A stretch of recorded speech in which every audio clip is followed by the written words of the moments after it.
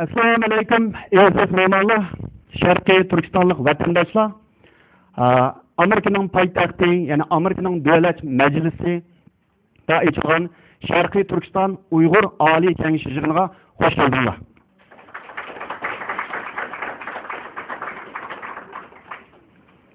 Good morning, ladies and gentlemen, dear friends, distinguished guests, and honorable members of Congress. With great pleasure, I welcome you to the official opening ceremony of the conference, The Future of the Uyghur People in East Turkestan. This conference is organized by the World Uyghur Congress. It's co-sponsored by Freedom House, the Uyghur American Association, and the International Uyghur and Human Rights Foundation, Democracy Foundation. It's an international conference with historic significance for the Uyghur people.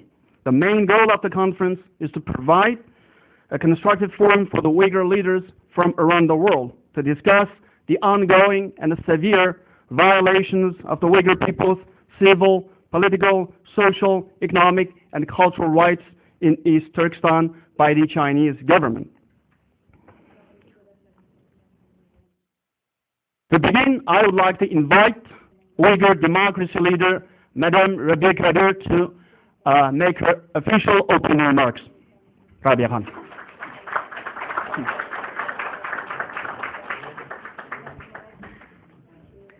Assalamu alaikum.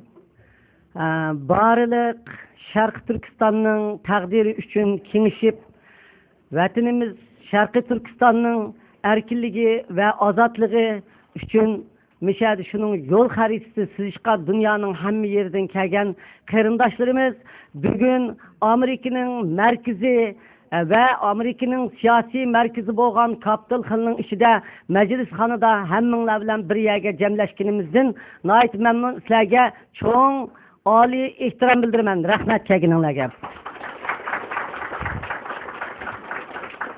Shuning bilan Amerikadan kelgan mehmonlar, Kongress, Senator, MED, Freedom House hem barliq mehmonlarimizga chin ko'nglimdan rahmat aytaman.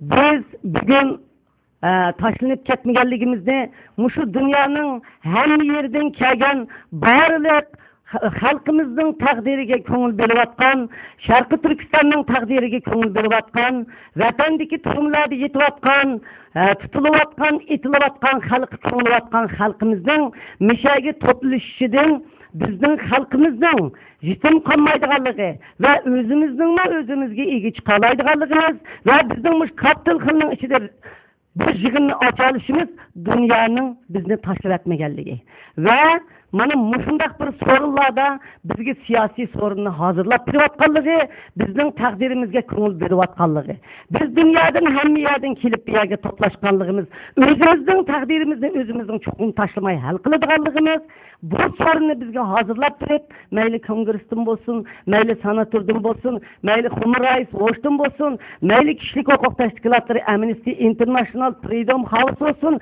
mushu Amerikadagi yuqori darajali siyosiy yo'llarning mishaga kelib, butun dunyodan yig'ilgan Uyg'ur va Sharq Turkistonlik qarindoshlarga mishada deklarat berishi, sizlarni biz tashlab etmaymiz. Sizlarning oqinglarda biz bor. Sizlar chuqur o'zinglarning erkinligiga o'zinglar chiqisizlar. Sizlarning erkinliginglar uchun biz har yerda sizlarning ovozinglar bo'lamiz deyishdan iborat va shuningdan direktor bo'ladi. Men bugun o'zimizning shuncha yillardan beri, 60 yillardan beri ko'zlarimizdan qon yosh temib mushu kunlarni orzu qilgandik. Mana bugun Amerikaning Washingtonda, mushu Capitol Hill'ning ichida, mushu Kongress, senator va butun siyosiy tadqiqotchilarimiz hammasinin bizga deklarat berishi, javob berishi va birlikda bizni qo'llash asosida mushu so'ringa birlikda jam bo'layotganligimizdan xalqimiz xabardor bo'lsa, qancha o'tib ketadi, qancha xo'shib ketadi deb o'ylayman. Mana bugun butun O'rta Osiyodagi, butun Sharq Turkistondagi, butun dunyodagi Uyg'urlarimiz ko'ryapti. Radio Free Asia'dan naq maydonni beryapti. Biz o'zimizning ozodligi uchun va o'zimizning taqdiri uchun Capitol Hill'ning ishida sabarımızı dünyaya beriyatımız. Bizning ovozimiz bugun butun g'arb dunyosi, butun dunyo, butun Osiyo, butun dunyoga mushu o'zin tarqiladi. Men bugun mushu so'rovga kelib, jonlashib, o'zimizning taqdiri va bizning taqdirimiz uchun fikr qilayotganlarning hammasiga rahmat aytaman. Bugun bizning yig'inimizning ochilishi boshlandi. Men ochilish marosimi bilan Sharq Turkiston Oliy Kengashidagi barliq dunyodagi 20 million Uyg'urni va Sharq Turkistonlikni chin ko'nglimdan tabriklayman. Rahmat.